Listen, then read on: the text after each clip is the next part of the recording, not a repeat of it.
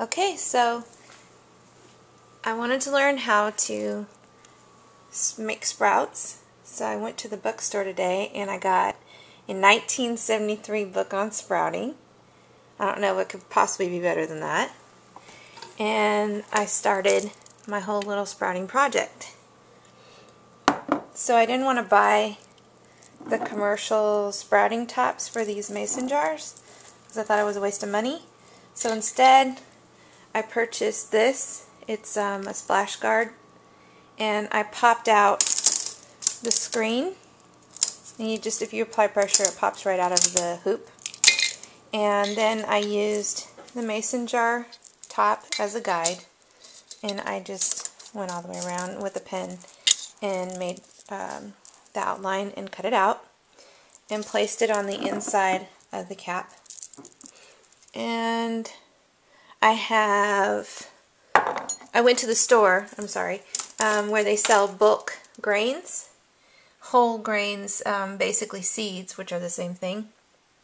And I got red quinoa, flax, wheat for wheatgrass, and I already had lentils, so I didn't have to buy those. And that's what I'm starting with. So the first part of the process is to soak them overnight, and then I'll rinse them roughly 2 to 3 times a day until they're fully sprouted and ready to roll. And I have extra screens in case I want to sprout something else. So that's the deal for now. Oh, and I'm thinking to increase the chlorophyll. I might replace one of these can lights with one of my old tortoise lights that's a full spectrum light. That way, I don't know if it'll work, but maybe I'll get some chlorophyll without having to put them in the window. I have some sunlight, but not a ton. Okay, that's it. Okay, it's 8 in the morning, day 2 of sprouting, and it's time to rinse everything. And interestingly enough, we already have sprouts. Do you see that? That's the red quinoa, which is pretty cool. I also learned that flax, this is the flax, you cannot do this in the jar because the flax creates a mucilage type of oil base when added to water. So this really needs to be done in a pot. I am going to probably plant these same seeds in a pot. The wheat has just swollen up but hasn't sprouted yet. And the beans, lentils, same thing because they're larger. So I'm going to begin the process of rinsing everything. Okay. So it goes like this. You just fill it up. Agitate it a lot because you want to get off any kind of mold or bacteria that might be trying to grow on it.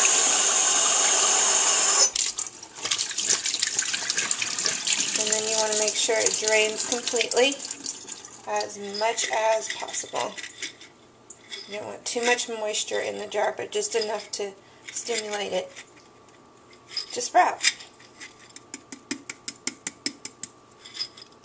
And then kind of even it out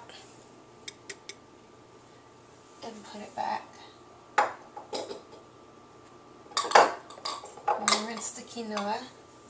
Gotta rinse this one maybe a little softer because I don't want to bruise the little new roots that are on there. Or the new sprouts, sorry.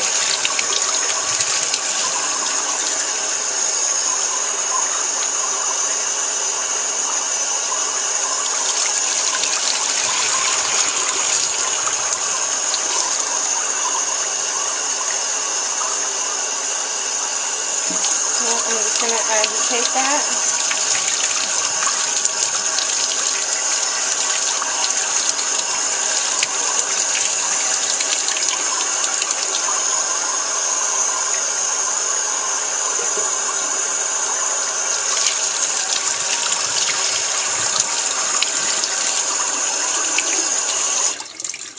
rinse. Make sure I get all of that water off. And that's it. Even it out.